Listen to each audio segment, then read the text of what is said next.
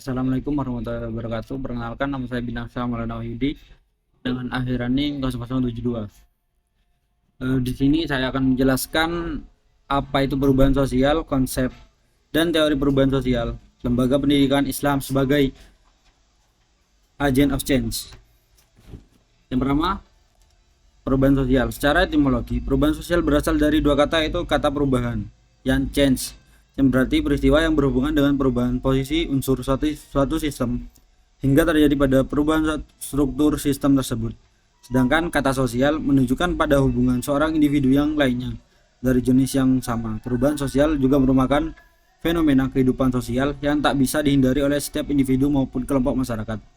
Terjadinya perubahan sosial merupakan gejala wajar yang muncul sebagai akibat dari proses interaksi manusia di dalam dan dari masyarakat. Perubahan sosial sebagai suatu proses perubahan bentuk yang mencakup keseluruhan aspek kehidupan masyarakat.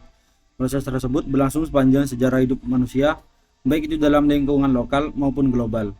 Perubahan sosial tersebut dapat terjadi karena pada dasarnya masyarakat itu tidak bersifat statis, melainkan dinamis dan heterogen.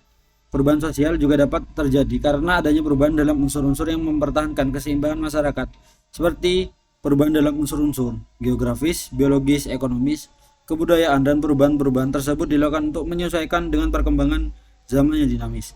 Secara konseptual terjadi dan terdapat sejumlah ahli yang memberikan penjelasan terutama mengenai definisi tentang perubahan sosial. Pengertian atau definisi tersebut ditemukan juga beragam dengan batasan-batasannya juga berbeda antar satu dengan lainnya. Beberapa di antaranya, Surjono Sukanto mendefinisikan perubahan sosial sebagai segala perubahan pada lembaga-lembaga masyarakat yang mempengaruhi sistem sosialnya, termasuk di dalam nilai-nilai, sikap, dan pola-pola perilaku di antara kelompok-kelompok dalam masyarakat.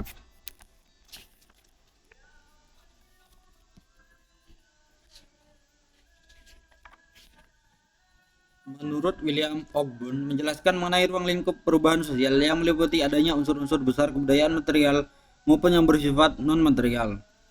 Kemudian Kingsley Davis, berbeda dengan sebelumnya, Kingsley mendefinisikan perubahan sosial sebagai sesuatu yang tidak terlepas dari konteks sosial masyarakat. Kemudian McLever menjelaskan bahwa perubahan-perubahan sosial mesti dikaitkan dengan perubahan-perubahan dalam hubungan sosial, seperti social relationship, atau sebagai perubahan terhadap keseimbangan equilibrium hubungan sosial. Kemudian Gilin secara lebih detail mendefinisikan perubahan-perubahan sosial sebagai suatu variasi dari praktik hidup yang telah diterima baik karena dipicu adanya perubahan-perubahan kondisi geografi, kebudayaan, material, komposisi penduduk, ideologi, ataupun yang disebabkan adanya difusi maupun penemuan-penemuan baru dalam masyarakat. Dan ada bentuk perubahan sosial juga dapat dilihat dari segi waktu yang dibutuhkan dalam proses terjadinya perubahan tersebut. Mengenai hal ini setidaknya terdapat dua konsep yang populer. Yang pertama, perubahan secara lamban. Perubahan lamban merupakan perubahan yang membutuhkan waktu yang cukup lama, diikuti dengan hal-hal kecil yang saling mengikuti dan cenderung berjalan dengan sendirinya, hingga masyarakat berada pada tahap atau kondisi yang berbeda dengan sebelumnya. Kemudian perubahan secara cepat. Berkebalikan dengan sebelumnya, perubahan sosial secara cepat dapat dipahami sebagai perubahan yang terjadi pada hal mendasar atau sendi-sendi pokok yang terdapat di dalam masyarakat, seperti halnya institusi yang terdapat pada masyarakat, sistem keluarga. Perubahan ini biasanya terjadi pada konteks plan social change atau perubahan yang telah terencana. Salah satu pembahasan yang terdapat pada dimensi perubahan sosial adalah tentang faktor-faktor yang mempengaruhi suatu perubahan sosial terjadi, atau dengan kata lain sebab musabab mengapa terdapat perubahan sosial dalam masyarakat kita. Terdapat banyak pendekatan yang memberikan fokus pembahasan terhadap hal tersebut. Salah satunya adalah pandangan yang mengenai perubahan sosial yang disebabkan oleh apa yang disebut sebagai IDS, yakni suatu pandangan hidup atau pandangan tentang dunia atau nilai-nilai yang terdapat di dalamnya. Pandangan ini menekankan bahwa penyebab utama terjadinya perubahan adalah IDS. Weber adalah salah satu pionir dan dari pandangan demikian, Weber begitu menekankan bahwa ide memiliki pengaruh besar terhadap perubahan yang terjadi di masyarakat. Setidaknya pandangan tersebut mempengaruhi karya-karya besarnya seperti The Sociology of Religion maupun The Process and Ethics and the Spirit of Capitalism.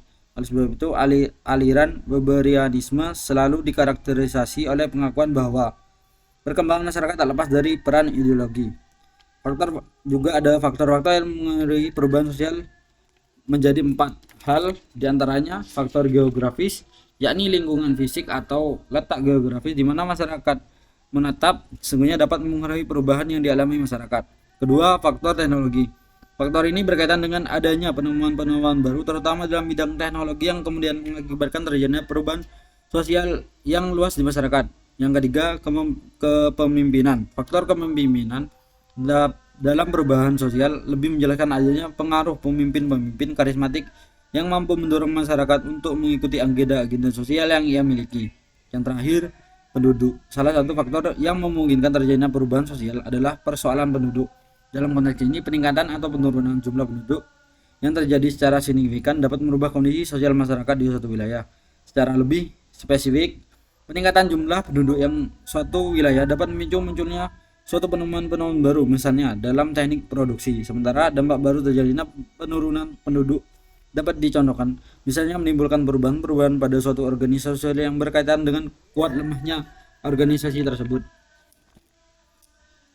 Dan ada juga faktor internal, perubahan kependudukan. Secara umum, perubahan kependudukan dipahami secara kuantitatif, di mana besaran jumlah penduduk menunjukkan jumlah yang bertambah dan berkurang. Namun, persoalan kependudukan sebenarnya tidak sebatas persoalan jumlah. Konteks kependudukan dalam hal lain juga berkaitan dengan adanya perubahan komposisi penduduk. Yang kedua, penemuan. Salah satu faktor yang internal terhadap perubahan sosial adalah mengenai adanya suatu temuan baru. Dalam hal ini, penemuan dapat juga disejajarkan dengan adanya inovasi yang timbul di masyarakat. Yang ketiga, konflik. Sebagai bagian dari faktor internal, konflik merupakan bagian yang seolah tak terpisahkan dengan suatu perubahan sosial.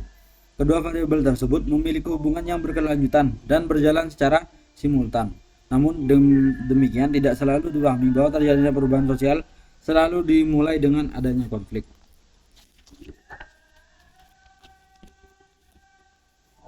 Yang kedua, faktor internal. Selain terdapat beberapa faktor eksternal. Selain terdapat beberapa faktor internal dalam perubahan sosial, terdapat pula faktor eksternal, di mana hal tersebut dapat dimaknai sebagai adanya sumber perubahan sosial berasal dari luar masyarakat tersebut. Yang pertama, faktor pendorong. Sebagai bagian dari faktor yang bersifat eksternal, faktor pendorong dalam perubahan sosial merupakan faktor yang dapat mempercepat terjadinya suatu perubahan atau bahkan membuat perubahan tersebut cepat diterima oleh masyarakat. Faktor-faktor pendorong ini dapat berbentuk kontak dengan budaya lain, sistem masyarakat yang terbuka, penduduk yang heterogen, serta orientasi masyarakat ke masa depan. Yang kedua, faktor penghambat.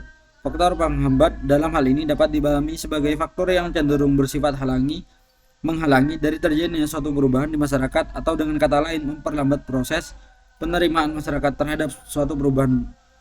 Dapat beberapa gambaran yang bayangkan tentang faktor menghambat tersebut adalah seperti karakter masyarakat yang tertutup, adanya suatu kepentingan-kepentingan tertentu, prasangka terhadap hal-hal yang baru dan adat dan lainnya. Yang kedua, konsep dan teori perubahan sosial. Menurut Piotr Stomska, konsep dasar dari perubahan sosial mencakup 3 gagasan utama, yaitu pertama terletak pada perbedaan, kedua terletak pada waktu, dan ketiga terletak di antara keadaan sistem sosial yang sama. Sedangkan menurut Piotr Stomska bahwa konsep dasar perubahan sosial mencakup 3 gagasan, yaitu perbedaan waktu dan di antara keadaan sistem sosial yang sama. Adapun menurut Burhan Mungin bahwa dalam perubahan sosial terdiri dari beberapa fase, yaitu fase agrokultural, ketika lingkungan alam mulai tidak lagi mampu memberi dukungan terhadap manusia. Yang kedua, fase tradisional, dijalani oleh masyarakat dengan hidup secara menetap di suatu tempat yang dianggap strategis untuk penyediaan berbagai kebutuhan hidup masyarakat. Yang ketiga, pada fase transisi, kehidupan desa sudah sangat maju. Isolasi kehidupan hampir tidak ditemukan lagi dalam skala luas. Transportasi sudah lancar, walaupun untuk masyarakat desa tertentu masih menjadi masalah. Yang keempat, fase modern, ditandai dengan peningkatan kualitas perubahan sosial yang lebih jelas meninggalkan fase transisi. Kehidupan masyarakat sudah sangat kosmopolitan dengan kehidupan individual yang sangat menonjol. Profesionalisme di segala bidang dan penghargaan terhadap profesi menjadi kunci hubungan-hubungan sosial di antara elemen masyarakat. Yang kelima, fase masyarakat modern umumnya berpendidikan relatif lebih tinggi dari masyarakat transisi sehingga memiliki tingkat pengetahuan yang lebih luas dan pola pikir yang lebih rasional dari semua tahapan kehidupan masyarakat sebelumnya. Walaupun kadang-kadang pendidikan formal saja tidak cukup untuk mengantarkan masyarakat pada tingkat pengetahuan dan pola pikir semacam itu. Yang keenam, fase postmodern adalah masyarakat postmodern. Masyarakat yang modern secara finansial, pengetahuan, relasi, dan semua prasyarat sebagai masyarakat modern sudah dilambawinya. Macam-macam konsep perubahan sosial. Konsep yang pertama, konsep kemajuan sosial. Gagasan kemajuan menimbulkan keretakan yang tajam dengan pemikiran sosial yang banyak dianut pada pertengahan abad ke-19 yang dikenal sebagai inovasi ideologi. Hal tersebut terkait dengan gagasan tradisional yang dipropagandakan pihak gereja bahwa kehidupan di dunia adalah penderitaan setelah menerima hukuman Tuhan diturunkan dari surga.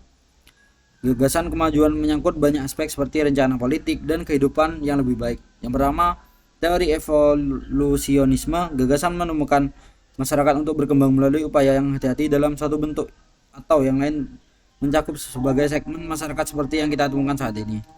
Yang kedua, neo-evolusionisme. Para penganut neo-evolusionisme percaya bahwa perubahan sosial tidak dapat terelakkan dan mereka berpendapat bahwa arah perubahan sosial adalah bentuk organisasi yang sederhana sangat berbeda, tetapi pada saat yang sama sangat terpadu yang menjadi karakteristik masyarakat modern. Dua, konsep sosialitik mengenai perubahan. Evolusionisme cenderung mendominasikan pikiran sosial abad 19 sampai abad ini melalui tindakan sosial yang rasional untuk membenarkan suatu bentuk program reformasi. Yang pertama, anarkisme. Para reformer memiliki Prancis mengembangkan ide bahwa penghalang kemajuan sosial adalah pemerintah. Yang kedua, Marxisme. Karl Marx berada secara langsung dalam tradisi evolusioner. Ia menganggap pemerintah yang mengendalikan kaum kapitalis. Yang ketiga, sosialisme Fabian. Teori sosialis Fabian paling dekat dengan teori Marxisme. Mereka berpendapat bahwa transisi dari kapitalisme ke sosialisme dilakukan secara bertahap dan sepotong-potong. Yang keempat, reformisme moralistik. Penganut reformasi ini memiliki keyakinan pada kekuatan kelompok minoritas yang terorganisasikan untuk melakukan perubahan sosial. Yang ketiga, ada teori perubahan siklus. Evolusioner termasuk Marx menampilkan fakta-fakta yang dipilih dari perkembangan sejarah atau untuk membedakan antara masyarakat primitif dengan masyarakat barat yang kontemporer. 4. Teori sejarah. Antitesis terhadap teori bahwa perubahan sosial menuju ke arah kesempurnaan adalah kuno dan menimbulkan ide bahwa perubahan sosial tidak menuju kesempurnaan tapi menuju kepunahan. Materi selanjutnya, teori perubahan sosial. Kecenderungan terjadi perubahan sosial merupakan gejala yang wajar yang timbul dari pergaulan manusia di dalam masyarakat. Perubahan sosial akan terus berlangsung sepanjang masih terjadi interaksi antar manusia dan antar masyarakat. Perubahan sosial terjadi karena adanya perubahan dalam unsur-unsur yang mempertahankan keseimbangan masyarakat seperti perubahan dalam unsur-unsur geografis, biologis, ekonomis, dan kebudayaan. Yang pertama, teori evolusi. Perubahan evolusi adalah perubahan sosial yang terjadi dalam proses lambat dalam waktu yang cukup lama tanpa ada kehendak tertentu dari masyarakat yang bersangkutan. Teori ini pada dasarnya berpijak pada perubahan memerlukan proses yang cukup panjang. Dalam proses tersebut terdapat beberapa tahapan yang harus dilalui untuk mencapai perubahan yang diinginkan. Contoh perubahan sosial dari masyarakat agraris ke masyarakat industri. Ada macam-macam teori tentang evolusi. Menurut Sukanto, teori tersebut digolongkan ke dalam 3 kategori, yakni unilinear theories of evolution. Teori ini berpendapat bahwa manusia dan masyarakat termasuk budayanya akan mengalami perkembangan sesuai dengan tahapan-tahapan tertentu dan dari bentuk yang sederhana ke bentuk yang kompleks dan akhirnya sempurna. Yang kedua, universal theories of evolution. Teori ini menyatakan bahwa perkembangan masyarakat tidak perlu melalui tahap tertentu yang tetap. Kebudayaan manusia yang telah mengikuti satu garis evolusi tertentu. Yang ketiga, multilinear theories of evolution. Teori ini lebih menekankan pada penelitian terhadap tahap perkembangan tertentu dalam evolusi masyarakat, misalnya mengadakan penelitian tentang perubahan sistem mata pencaharian dari sistem berburu ke sistem pertanian, entah dengan menggunakan pemupukan dan pengairan.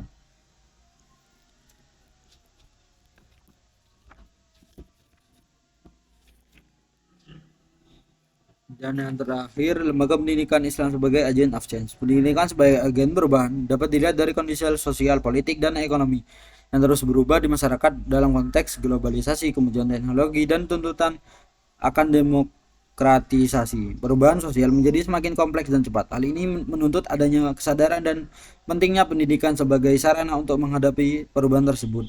Pendidikan dianggap sebagai kunci untuk membentuk individu yang mampu beradaptasi, berinovasi, dan berkontribusi dalam masyarakat yang terus berkembang. Dengan pendidikan yang baik, individu dapat mengembangkan keterampilan, pengetahuan, nilai-nilai, dan sikap yang diperlukan untuk menjadi agen perubahan positif dalam lingkungan sekitarnya. Selain itu, peran pendidikan sebagai agen perubahan juga terkait dengan upaya untuk meningkatkan kualitas hidup masyarakat, mengurangi kesenjangan sosial, dan menciptakan kemajuan yang berkelanjutan. Dengan memahami latar belakang perubahan yang terjadi di masyarakat, pendidikan dapat dirancang dengan implementasikan secara efektif untuk memberikan dampak positif bagi individu dan masyarakat keseluruhan.